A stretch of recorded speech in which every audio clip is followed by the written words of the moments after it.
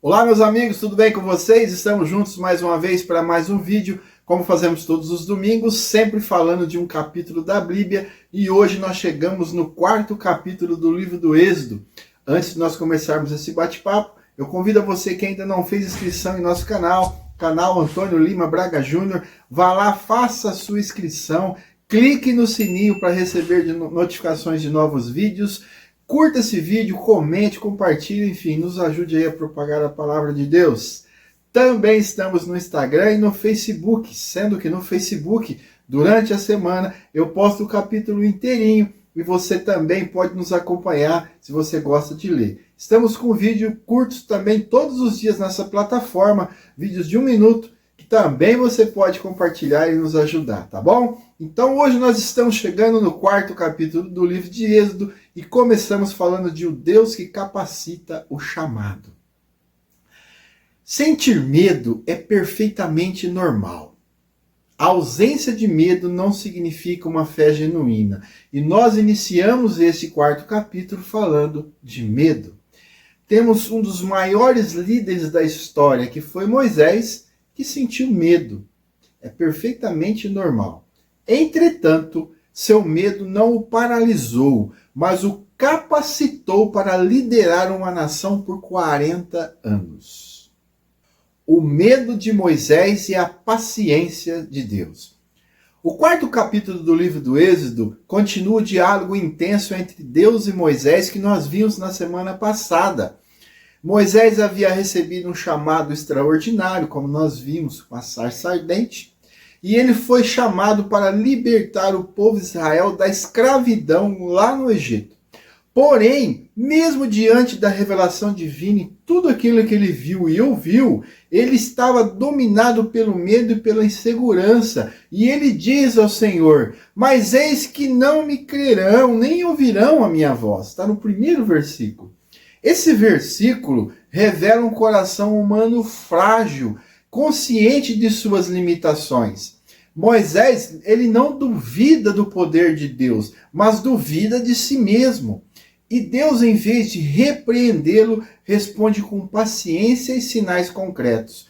Quantas vezes nós temos chamados de Deus em nossa vida e nós colocamos ele em dúvida por nós acharmos que não somos capazes. Às vezes achamos que a nossa voz é fina, que nós não temos retórica, que nós não sabemos falar, que nós vamos gaguejar, e isso Deus já sabe, Deus conhece tudo sobre nossas vidas.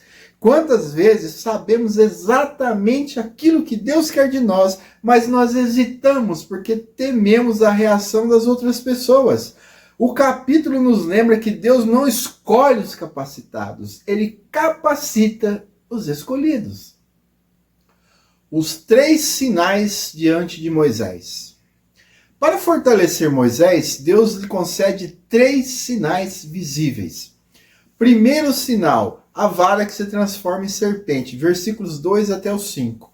Deus manda Moisés lançar a sua vara ao chão e ela se transforma numa serpente. Depois, ao pegá-la pela cauda, ela volta a ser uma vara. O próprio Deus explica o propósito disso, para que creiam que te apareceu o Senhor. Esse sinal demonstra que Deus tem domínio sobre a criação e pode transformar o comum em extraordinário. A vara, um instrumento simples de um pastor, torna-se o símbolo do poder divino. O segundo sinal é a mão leprosa e restaurada, versículos 6 e 7. Deus manda com que Moisés insira a sua mão dentro da sua roupa e aí ele tira, ela fica leprosa. E ele insere ela novamente e olha que ele tira, ela está curada.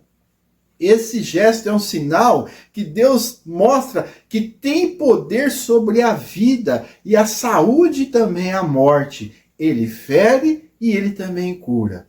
E aí vem o terceiro sinal, a água do Nilo transformada em sangue, versículos 8 e 9.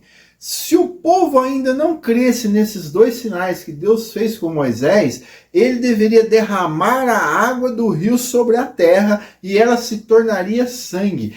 Esse sinal antecipa o juízo que viria sobre o Egito, demonstra que Deus controla até mesmo o maior símbolo da força daquela nação egípcia, que era o rio Nilo. Deus não exige que nós caminhamos no escuro sem direção. Ele nos dá sinais, ele nos dá confirmações, ele nos dá provisões e evidências de sua presença.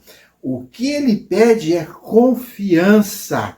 Às vezes, o que temos nas mãos, como a vara de Moisés, parece simples demais. Mas Deus usa o simples para revelar o seu verdadeiro poder. Creia que Deus faz o extraordinário com a sua simplicidade. Ele quer te ajudar e você tem que acreditar que o simples pode ficar muito grande diante do poder de Deus. A desculpa da falta de eloquência.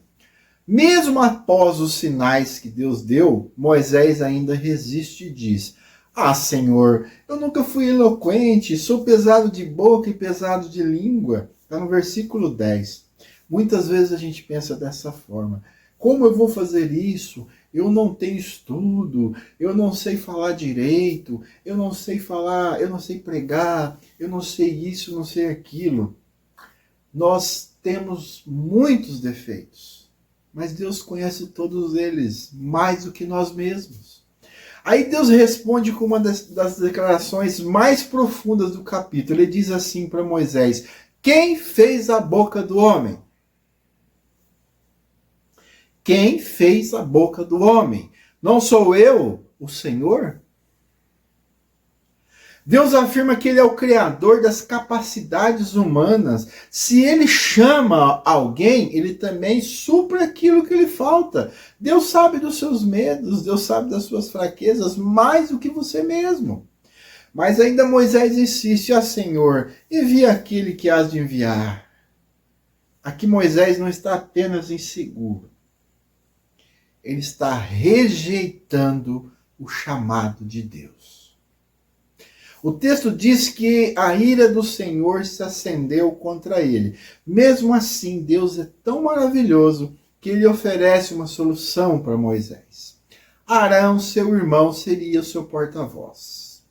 Muitas vezes, usamos nossas limitações como desculpas para não obedecer. Deus não se impressiona com nossas fraquezas.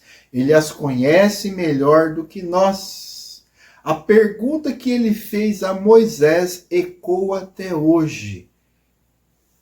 Quem fez a sua boca? O chamado de Deus não depende de nossa habilidade, mas da nossa disponibilidade. Moisés retorna ao Egito. Depois de aceitar o chamado, Moisés volta à casa de seu sogro Jetro e pede permissão para retornar ao Egito. Deus o tranquiliza, dizendo que os homens que procuravam matá-lo já haviam morrido. Eu abro um parênteses aqui para você pensar um pouquinho sobre a obediência de Moisés em relação à sua vida. Ele foi pedir permissão para o seu sogro. Muitas pessoas hoje nem consideram o seu sogro, tratam mal. Ele não, ele respeitava o seu sogro como se fosse o seu pai. Moisés então leva a sua família e a vara de Deus. Ela era chamada assim agora, pois não era apenas um instrumento de um pastor, mas o símbolo da autoridade divina. Deus também revela a Moisés o que diria Faraó. Israel é o meu filho, meu primogênito. Quando ele diz isso, essa declaração mostra o profundo amor de Deus por seu povo e antecipa o conflito espiritual e político que se desenrolaria através daqueles próximos tempos. Quando Deus nos envia, ele também abre caminhos, remove ameaças e nos dá direção clara. O retorno de Moisés ao Egito não foi um ato impulsivo, mas um passo de fé sustentado pela palavra de Deus. O encontro misterioso no caminho. Esse é um dos episódios mais enigmáticos do capítulo. O texto diz que o Senhor encontrou Moisés e quis matá-lo. Mas como assim? A razão é revelada pela atitude de Zípora, sua esposa, que circuncida o seu filho rapidamente e toca os pés de Moisés com o prepúcio do menino, dizendo: Tu és para mim um esposo de sangue. A circuncisão era o sinal da aliança entre Deus e Abraão. Moisés, chamado para liderar o povo, ele não havia feito isso. Então, essa circuncisão era necessária. E ele não podia negligenciar esse mandamento. Antes de confrontar Faraó, ele precisava alinhar sua própria casa com a vontade de Deus.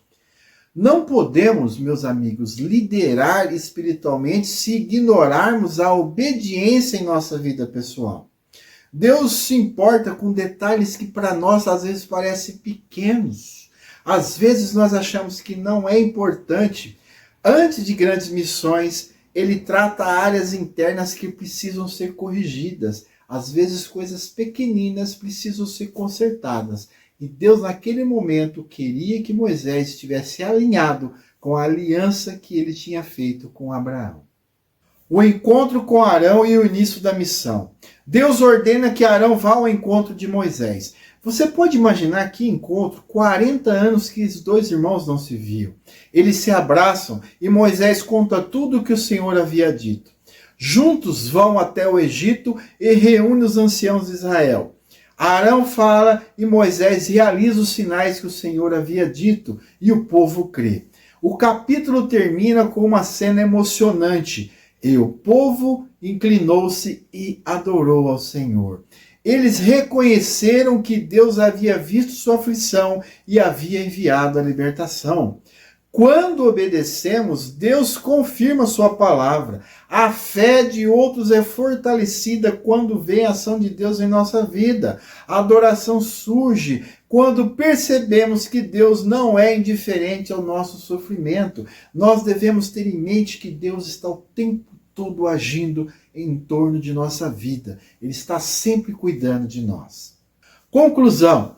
Deus conhece nossas fraquezas, como eu já disse, mas não aceita nossas desculpas. Ele transforma o comum em instrumento de poder.